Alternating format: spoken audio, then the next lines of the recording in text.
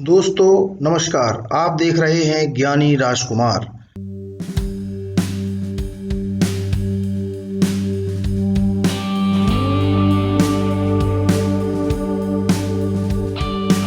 दोस्तों, जब हमें इस बात का बोध हुआ कि हमारे शरीर के भीतर जो आत्मा विद्यमान है वह परमात्मा का ही एक स्वरूप है और वह आत्मा अमर है, तब हमारे दिल में यह विचार आया कि आखिर हम कौन हैं, हमारी पहचान क्या है और आखिर यह आत्मा और शरीर का संबंध क्या है।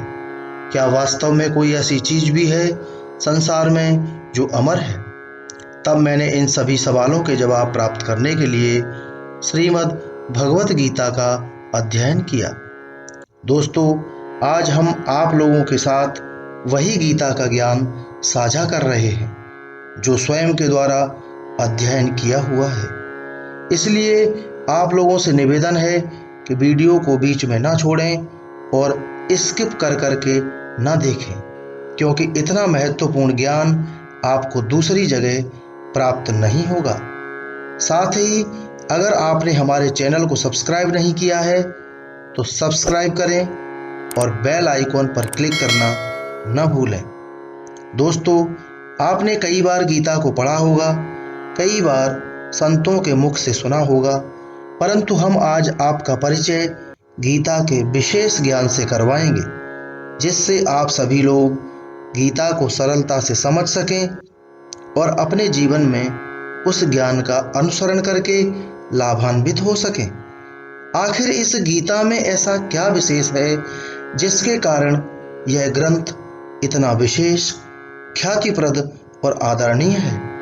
तो दोस्तों, याद रखना, अगर कुछ विशेष है तो वो है 16 कलाओं से संपूर्ण अवतरित हुए भगवान श्री कृष्ण। क्योंकि संसार में जीवन से जुड़ा हुआ ऐसा कोई सवाल नहीं जिसका जवाब भगवान श्री कृष्ण गीता में न दे गए हों। गीता में कुल 18 अध्याय हैं और इनमें भगवान श्री कृष्ण द्वारा अपने मित्र एवं भक्त अर्जुन को उपदेश दिया गया था। जब अर्जुन कुरुक्षेत्र में युद्ध करने के लिए कठिनाई में था। सबसे विशेष देखने योग्य बात यह है कि कष्ट भोगने वाले कई इंसानों में कुछ ही ऐसे होते हैं जो वास्तव में यह जानना चाहते हैं कि आखिर वे क्या हैं और इस परेशानी में, इस कष्ट में क्यों डाल दिए गए हैं। जो भगवान रात्रि में पेड़ों पर बैठे हुए पक्षियों को नींद में भी कभी गिरने नहीं देते, वे भला आपको बेसहारा कैसे छोड़ सकते हैं? जब जब संसार में मनुष्य सत्ता और संपत्ति का दास बन जाएगा और अधर्मी व्यक्ति मनुष्य का अन्नदाता बन जाएगा, तब तब अधर्म और अन्याय बढ़ जाएगा। जब कौरवों की सभा में दुष्ट दुशासन ने द्रौपदी का चीरहरण करने का असफल प्रयास किया, तब माता लक्ष्मी ने भगवान से पूछा कि प्रभु, ये कैसा अनर्थ है? इतने सारे वीर महावीर योद्धाओं के होते हुए भी इतना बड़ा अनर्थ हो रहा है। तब श्री भगवान ने कहा कि कौरवों की सभा में बैठे सभी महावीर योद्धा सत्ता और संपत्ति के दास बन गए और दुर्योधन जैसा अधर्मी उनका अन्नदाता बन गया है।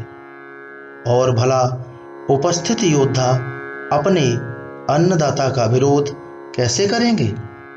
इसीलिए धर्मशास्त्र में कहा गया है कि दुराचारी और अनाचारी के घर कभी खाना नहीं खाना चाहिए, उसका कभी अतिथि नहीं बनना चाहिए। इसी वजह से दोस्तों, जब भगवान श्री कृष्ण पांडवों की ओर से शांति दूत बनकर कौरवों की सभा में गए थे, तब उन्होंने दुर्योधन का अतिथि बनना स्वीकार नहीं किया था और उसके यहाँ खाना न खाकर महामंत्री विदुर के घर खाना खाया था। दोस्तों, मनुष्य का जन्म 84 लाख योनियां पार करने के पश्चात प्राप्त होता है और यही एक योनि ऐसी है जिसमें आप अपने विवेक का प्रयोग करके अच्छे या बुरे कर्म का चयन कर सकते हैं। आप भगवान की भक्ति करके अपने जीवन को सफल बना सकते हैं, भगवान को प्राप्त कर सकते हैं। यह मत सोचिए कि अभी तो जिंदगी पड़ी है और भोग विलास, अधर्म, अनीति पर चलते रहें, क्योंकि अंत समय में जब आप संकट की घड़ी में होंगे, उस वक्त अगर आपको धर्म याद भी आ गया तो आपके काम नहीं आएगा। क्योंकि कौरव और पांडवों के युद्ध में जब कर्ण के रथ का पहिया फंस गया और वह उसे बाहर निकालने के लिए रथ से नीचे उतरा, और जैसे ही अर्जुन ने बाण छोड़ना चाहा तो कर्ण अर्जुन को उपदेश देने लगा कि हे अर्जुन, तुमने क्षत्रिय कुल में जन्म लिया है, श्रेष्ठ वंश के पुत्र हो, कायर पुरुषों की तरह व्यवहार मत करो। शूरवीर निहत्थों पर प्रहार नहीं किया करते। धर्म युद्ध के नियम तो तुम जानते ही हो। परंतु याद रखना दोस्तों, युद्ध में अर्जुन के सारथी बने भगवान श्री कृष्ण ने अर्जुन को रुकने नहीं दिया और उन्होंने कहा कि हे पार्थ, नीच व्यक्तियों को संकट के समय ही धर्म की याद आती है। जिस वक्त द्रौपदी को खींचकर दुष्ट दुशासन भरी सभा में लेकर आया था, तब द्रौपदी को जंघा पर बैठने का आदेश इसी कर्ण ने दिया था। एक छोटे से बालक अभिमन्यु को कई योद्धाओं द्वारा मिलकर जब मारा जा रहा था, तब यह कर्ण भी उनमें उपस्थित था। तब इनका धर्म कहाँ गया था? इसलिए हे वत्स, देखते क्या हो, चलाओ बाण और खत्म कर दो इसे। इस व्यक्ति को धर्म की चर्चा करने का या उपदेश देने का कोई अधिकार नहीं है। इसलिए दोस्तों, समय रहते भगवान का भजन करना चाहिए, भोग विलास छोड़कर धर्म की राह पर चलना चाहिए। दोस्तों, यह मनुष्य का जीवन बड़ी ही मुश्किल से प्राप्त होता है। इस मनुष्य के जीवन के लिए देवता भी तरसते रहते हैं। दोस्तों, आपको अपने कर्मों के अनुसार अपने जीवन को सफल बनाना है।